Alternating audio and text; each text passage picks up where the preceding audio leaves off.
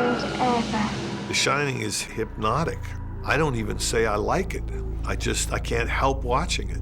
It's one of those movies where you know you're in for some terrible things are going to happen, but you can't look away. Kubrick's films do not reveal all of their mysteries at one time. Red rum, red rum. It's underlying story of a father's hate for his child and his wife. The murderous father is a very, very frightening one. You would never hurt Mom or me, would you? There were some moments in the film that were as chilling as anything I've ever seen on film. Just surprising, surreal images. Great party, isn't it? The sense of the film was that you ain't seen nothing yet.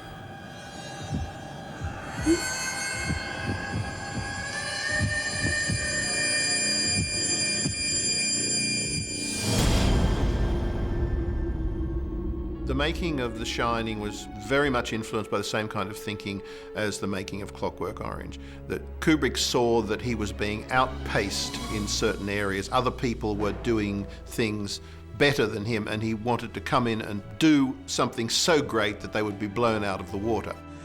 Well, that just happens to be exactly what I'm looking for. Now, Kubrick said you shouldn't worry too much about your successes, you should worry about your failures. Because your failures mean that you're limited in your opportunities for the future. Barry Lyndon is a fabulous film, but unfortunately it didn't make that much money. So he couldn't, after Barry Lyndon, make Napoleon, his dream project. So he had to find a project that would perhaps make him money. For a long time he'd been interested in not horror stories, but sort of gothic stories, stories that were somewhat sinister, stories that had a slightly mystical, ghostly element. I don't want to go there, Mrs. Torrance. Well, how come you don't want to go? I just don't. He'd been particularly influenced by a story by Stephen Crane called The Blue Hotel, which he'd read as a young man. And he did like the idea that a person might arrive in such a place with a death wish. So years later, when he was offered The Shining by Warner Brothers, he didn't want to do a conventional horror movie. Then he read a novel by an American writer named Diane Johnson called The Shadow Knows and asked her to adapt the King novel. He was very literary, and as a serious artist, his understanding was very much more at the thematic and psychological and human level than just wanting some visuals with people sneaking down halls with knives and stuff. He wanted it to make sense in real psychological terms. Just as the great horror tales do, they all have some underlying paradigm which can explain why they touch us or scare us. When he bought the rights to this story, he knew already that he was going to change it drastically. And when he bought the rights, he reserved the right to do that. That's a very important part. Stephen King's novel is unashamedly mystical. There are ghosts and horrors in this hotel. It is haunted because it's built on an old American Indian graveyard. Out in the gardens, there are these topiary animals made out of plants which get up and walk around and chase you and so on. There was always a question about to what extent the supernatural was real. Whether, for instance, a ghost could open the freezer door and let Jack out. And finally, we just had to abide by some inconsistencies that supernatural things would happen. He made it much less specific, and again, typical for Stanley Kubrick and his handwriting, not explained. Many things are open-ended. We don't get the classical Gothic horror film answer of a beginning and here's the story and this is how it ends. No, we don't know. It remains full of ambiguity.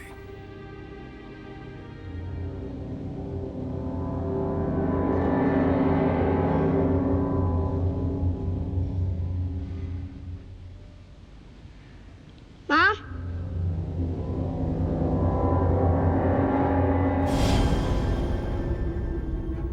Well, Stanley said to me, what comes first?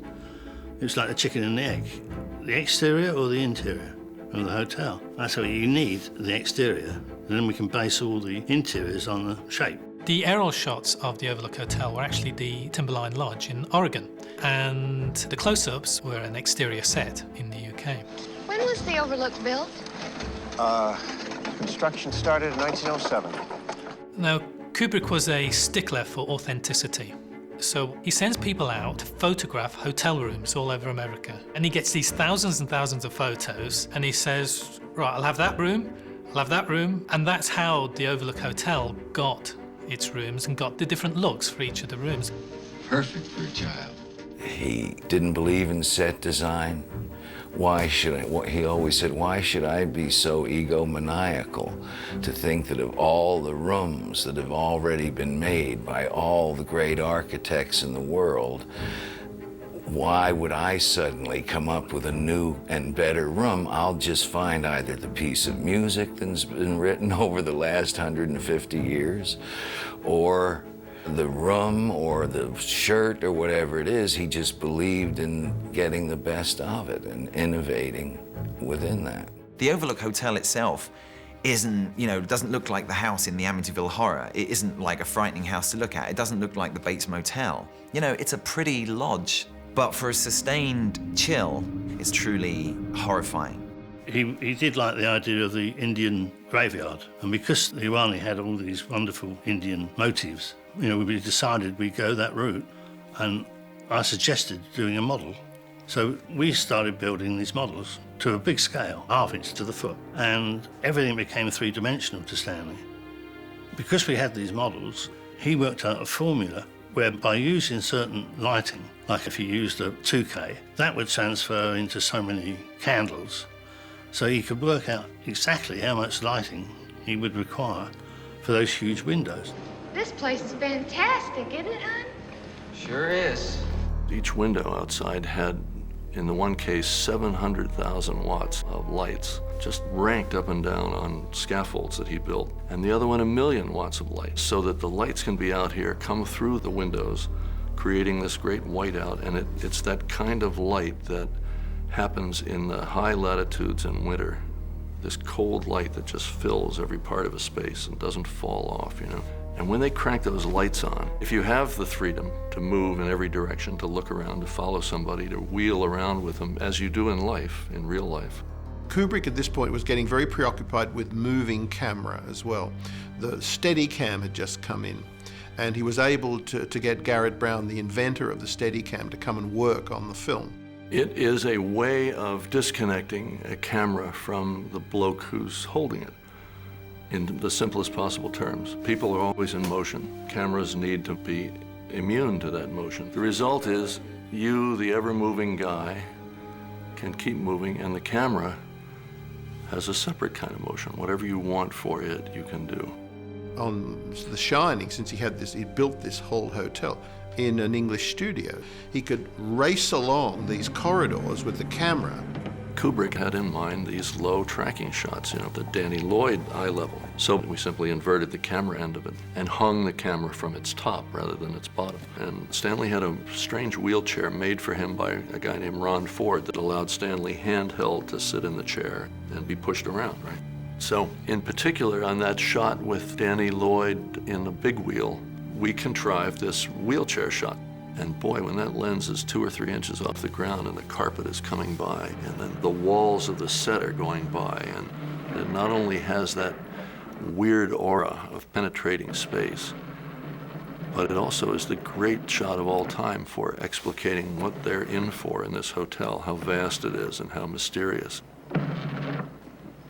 And the sound part of it, by the way, was a surprise to Stanley. He had, you know, it hadn't occurred to him, I think, because we were all shocked in dailies to suddenly hear this rug, no rug, rug, no rug. You couldn't hear it unless you had the mic right there.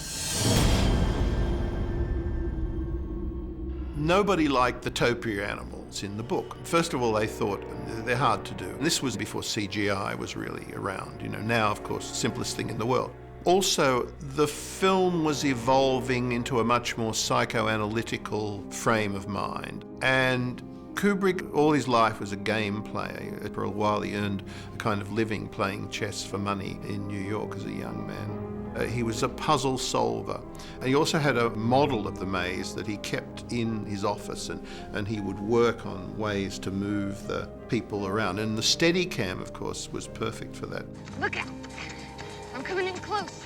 The maze set was, of course, one of the most intriguing and one of the most difficult to work in, just physically difficult. Danny, you win. Let's take the rest of this walking, huh? I think what they actually built amounted to about 2/3 of the maze that was implied when you saw that model. We discovered that the best way was to build all the hedges were boxed timber with chicken wire, and we had all this yew, which was supplied by farmers, and it was all threaded into the wire netting and then trimmed, and it was wonderful.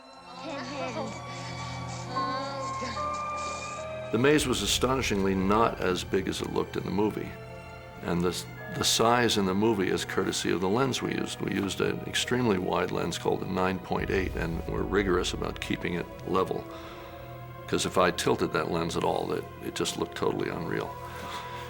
The result was that those boxwoods, or whatever they were, looked about 12 feet tall, when in fact they were probably maybe 8 feet, something like that. I didn't think it's gonna be this big, did you? No? There's one shot I'm still trying to figure out how they did, though. And that is basically our introduction to the maze, where Jack's looking at the model, and then it cuts to like this high angle of the maze, and you see them walking through there. It feels too high to be a crane shot. It's pretty high up. I was present when they did that. They shot the model from a scaffold at the appropriate height, and then they built one center section of the maze next to an apartment block. Stanley worked all that out. We actually built a rostrum, and we cantilevered this out so we could get the camera right clear of the edge, vertically shooting down to the ground. And to my amazement, Stanley actually climbed out and looked through the camera. And I don't think he realised he was out that far in space. So we shot that. And they were able to carve out just the little bit they shot from the apartment and superimpose it over the shot of the model. We built that first maze up on the highest bit of ground near the studio. And then eventually we put it into the stage, and then it was all snowed up for the snow sequence. And that was hell in that stage, because the formaldehyde that we used on the hedges was like a gas. And it was just like hell. But it all worked. And the maze was now styrofoamed up to look like snow. They put hundreds of tons of dairy salt on the floor of the maze for snow, wearing boots that got rotted every week because of the salt. You had to breathe the oil smoke, and it was about 90 degrees in there. We could never find out where we were. I mean, we would do the shots. Danny would run, whichever way he felt like, and we just had to follow him. And we were always lost. We always had to shout and have somebody work their way in with a diagram and get us the hell out of there, right? In fact, Stanley challenged, it was too easy, and he actually got lost in it. We challenged him, we put him in there one Saturday morning, and he couldn't find his way out. I'm coming down! The idea of that was, that in the snow you can see footprints. So obviously with a Steadicam you can move through without having to lay track or anything, so you can go through the virgin snow. And the kid is able to actually backtrack in his own footsteps and hide and move along. So it was a perfect device to use for that. Very effective. You look at it and you think, how else could you really have done it?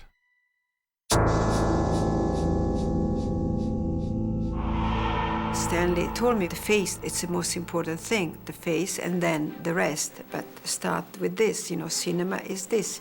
And I remember the gesture.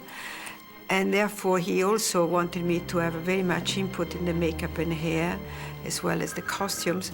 Hello? In The Shining, Stanley did not really quite tell me how the people should dress, but one thing put him in the right direction was the fact is that, he wanted people to look Middle America. He didn't want, though, the clothes to look too worn out or tired. Yeah, it's the best place I've ever seen. And I decided that those characters were a little bit more like almost figurines from a catalog. I mean, in my mind, everything seemed to be so perfect. Everything seems to be pristine. But what's underneath all that? I think it might be a good idea if you leave your radio on all the time now. Over? Okay, we'll do that. Everything that could be away from the horror, I tried to do. Anything that could not, in a million years, give indication of darkness. Of course, I intended to change my jacket this evening before the fish and goose soiree. Very wise, sir. Very wise. Stanley was not a director who looked for reality. He was an operatic director. And Stanley said, real is good, interesting is better. He always worked a lot with actors. I mean, he'd sort of go off in a huddle with whoever, and you could see them talking for a long, long time and really talk things through and chat it through. Danny, what happened to your neck? Danny, what happened to your neck? Shelley Duvall actually had a much bigger part in my original script because, of course, I sympathized with her and I gave her things to say. She was involved in trying to figure out what to do. You did this to him, didn't you? He was interested in a person that was probably more in love with her partner than her partner was with her, and who was needy in the relationship, and would seem to be able to be perceived as somebody that might tolerate the intolerable longer than one would think that someone might. And she was able to be very needy. There's someone else in the hotel with us. There's a crazy woman in one of the rooms. She tried to strangle Danny. I think he saw that, he saw that she was a gifted actress, but he also knew that he wanted her to literally be at the end of her tether, and therefore he was mean to her on the set, and he pushed her harder in order to get the level of kind of hysteria out of her that he felt that the role needed. Has it ever occurred to you what would happen to my future if I were to fail to live up to my responsibilities? Has it ever occurred to you? Has it? Stay away from me. He felt that he had to create that in his own relationship with her. I'm very confused. Kubrick wants the truth, and that authenticity that he puts into all his design is the same with his actors. This is an undervalued part of his films, I feel, because his actors actually exist in the space, in that moment, and he gets them there by whatever means necessary. God damn.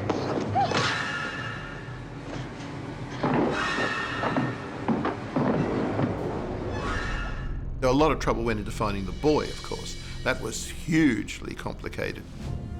Red rum. Red rum. Hundreds and hundreds of children were interviewed in the United States. Obviously, we needed an American voice, an American boy. And we finally hit on Danny Lloyd in Peoria, Illinois. Great thing about this kid, Danny Lloyd, was he was on the program with Jack and Shelley and everybody else. He was there for Stanley as many times as it took. How'd you like some ice cream, Doc? The most famous take was in the kitchens, the scene between Scatman and Danny. And it went to 88 takes. It's like I go to sleep, and he shows me things. But when I wake up, I can't remember everything. Scatman said, Stanley, I can't do it anymore.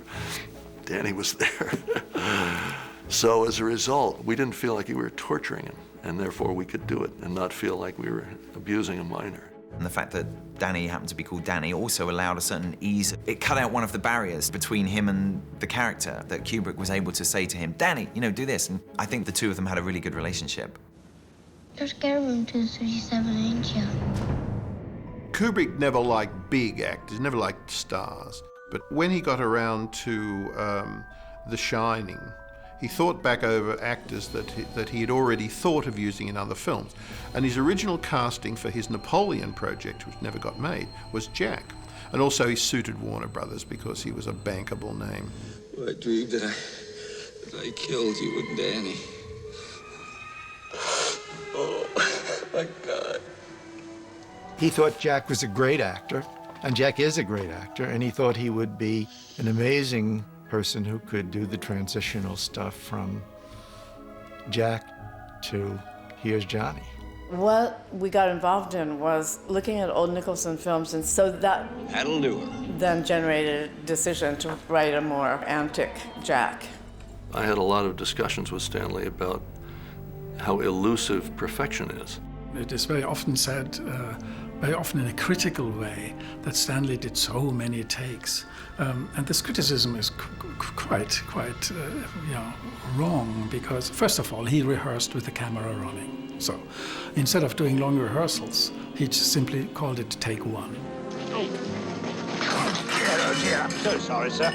I always said, you know, when you work for Stanley, it removes the main problem for the actor, which is pressure. You know, he's not going to stop until it's exactly the way he wants it, right, wrong, or indifferent. It is going to be right. It's his mother. She interferes. Jack would give Stanley, in effect, the entire smorgasbord of performance from catatonic to hysterical. He'd give him every gradation all the way up. Stanley's investment in a film was investment in time. We had a very frugal operation, usually. Few people, small crews, but we took a long time.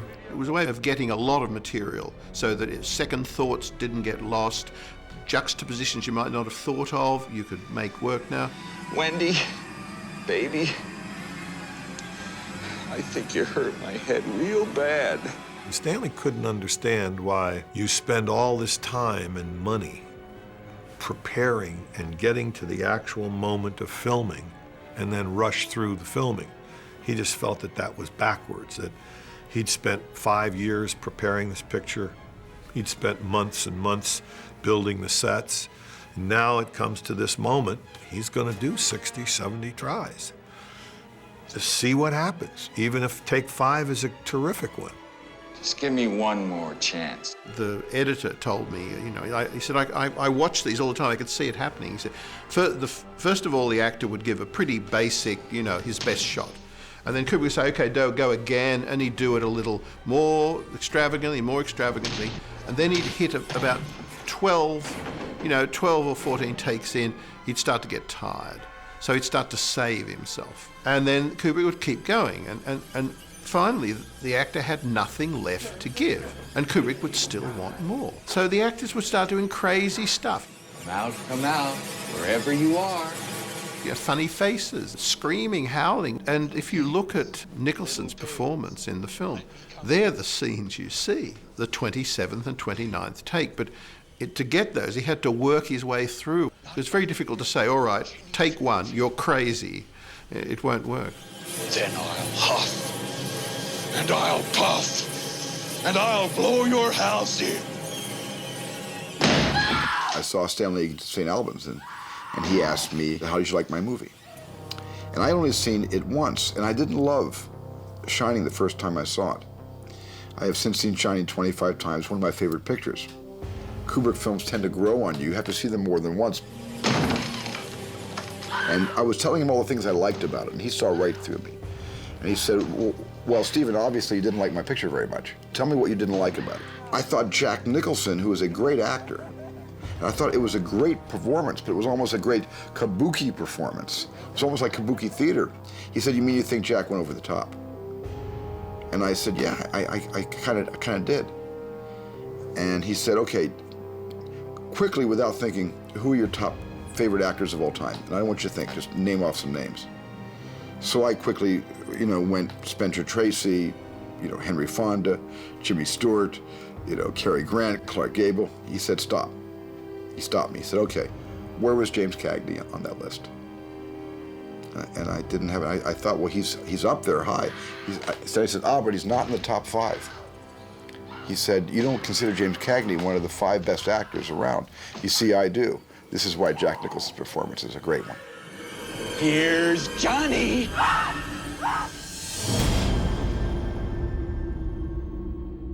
As far as my wife is concerned, I'm sure she'll be absolutely fascinated when I tell her about it. She's a confirmed ghost story and horror film addict. A lot of people didn't like it when it first came out because they had read the book. And you knew that it was the house that was the evil spirits inside the house. But in The Shining, you don't know. Tony, why don't you want to go to a hotel? I don't know. You do too know. Now come on, tell me. Don't want to. I think to me what gives it that power is that you don't know what really is going on. And to me that's what real horror is all about. It was a film that seemed always to intend to catch you off balance. Part of its excitement, the unanticipated event.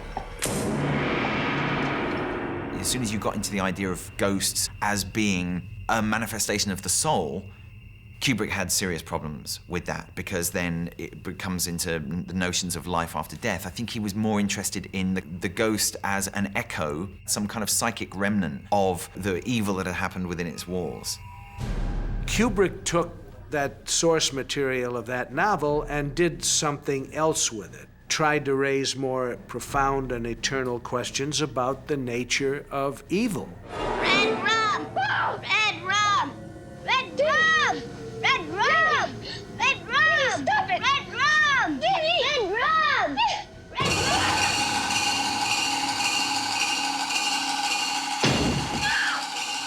Horror is across the dinner table, across the breakfast table. Actually, horror is in the family, can be, and often is. And it's always hidden, it's always repressed. It's too frightening for otherwise if we think that the horror is so near home. But it is, and that's what The Shining is about. Whatever the explanation is, I think we have to get Danny out of here.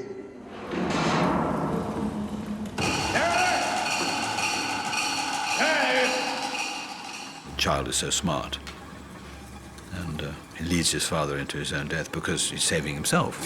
Your son has a very great talent. I don't think you are aware how great it is. There are two other characters besides Danny who see things.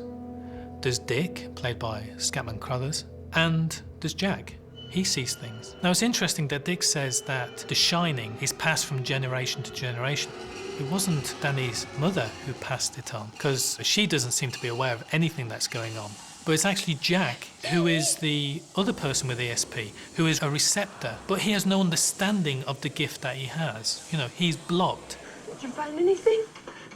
No, nothing at all. And it's Danny's understanding and his learning throughout the film that helps save his mother.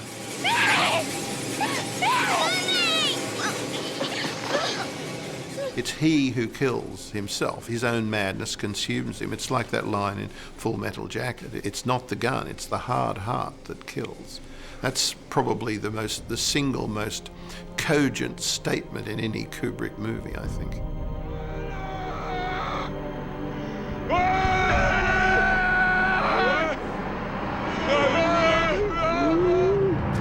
I always knew when I was working with Stanley that you would be making something that you'd be proud of and that would last, and that's really all the rest of it's about. I mean, I look at him as a, you know, as from personal contact as well as from what I know from others, as a man who really succeeded. He used cinema to reflect what the world or society was thinking and fearing and experiencing at that particular time. So it's completely contemporary. Quite remarkable. He's a remarkable filmmaker. That's one of the things I love about Kubrick as a filmmaker. He didn't want people to forget about the movie. He spent a lot of his life making it. He wants people to talk about it. He wants folks to discuss it, argue about it, and take it home. The best horror is the horror that you take home with you.